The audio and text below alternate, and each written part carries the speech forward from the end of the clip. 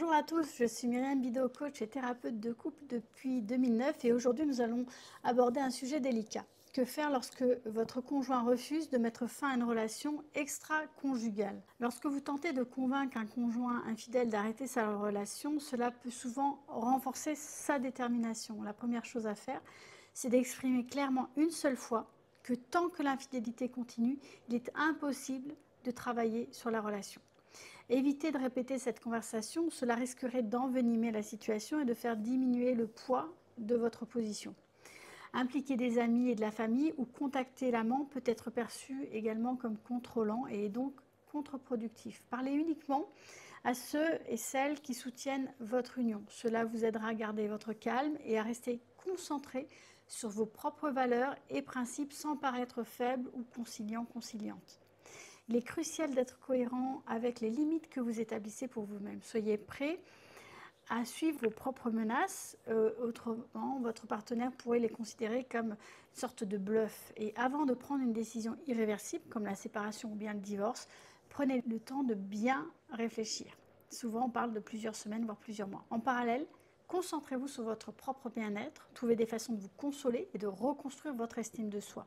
Reprenez le contrôle de votre vie, ne laissez pas l'infidélité de votre conjoint vous définir. Donc prenez soin de vous, c'est crucial en temps de crise indépendamment des actions de votre conjoint. Concentrez-vous sur vos intérêts, sur vos passions et ces nouvelles activités pour vous reconstruire et détourner votre esprit de toutes les pensées négatives. Essayez d'éviter de ressasser même si c'est compliqué. Prenez note des signes d'intérêt de votre conjoint pour vous et pour la relation sans rouvrir constamment la discussion sur l'infidélité. Cela pourrait mener à des disputes inutiles qui risquent de détériorer encore plus votre lien. Cherchez du soutien extérieur, comme un thérapeute ou bien un ami fidèle à votre relation et suffisamment neutre pour réellement vous soutenir quoi qu'en soit l'issue. Donnez de l'espace à votre conjoint pour gérer l'infidélité sans pression, c'est vraiment quelque chose d'essentiel. Laissez-le ou laissez-la diriger les interactions. Évitez les lettres ou les messages trop émotionnels. La patience ici vraiment est nécessaire et elle est de rigueur car chaque conjoint réagit différemment. Effectivement, cela est très difficile pour vous car cela vous demande une très grande maîtrise de vous, mais c'est essentiel pour ne pas tomber dans le drama et abîmer encore plus la relation. La fin d'une infidélité est souvent progressive et peut impliquer un deuil important. Il est donc important de ne pas surréagir aux émotions de votre conjoint. Il est conseillé de partager vos propres émotions avec des personnes extérieures qui comprennent et qui vous soutiennent sans vous juger et sans juger votre partenaire et la relation.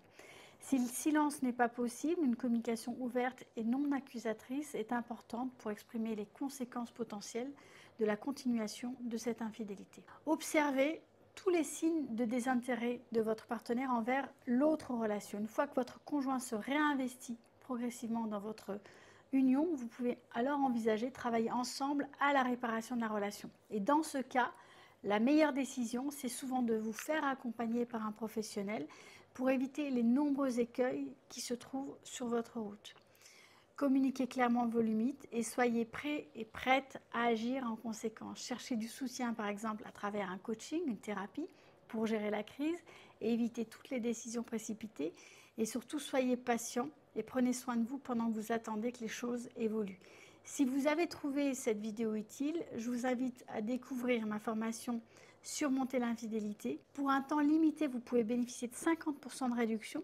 Cet accompagnement en ligne vous permettra une compréhension approfondie de toutes les causes de l'infidélité, des méthodes d'aide à la décision par rapport au fait de rester ou de reconstruire, pour choisir en confiance ce que vous devez faire, mais aussi des outils pour reconstruire la confiance, pour reconstruire la relation, améliorer la communication, des méthodes pour gérer les émotions intenses, pour vous reconstruire et surtout ne plus jamais revivre cette situation en limitant définitivement le risque de récidive parce que votre relation sera à ce moment-là saine et solide. En cliquant sur le lien qui est en description de cette vidéo et en commentaire, vous aurez aussi l'option de prendre un coaching ou plusieurs coachings personnalisés avec moi à un prix imbattable.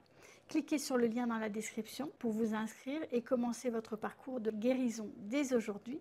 Et puis n'oubliez pas de liker, de partager cette vidéo, de vous abonner pour plus de conseils sur les relations. À bientôt.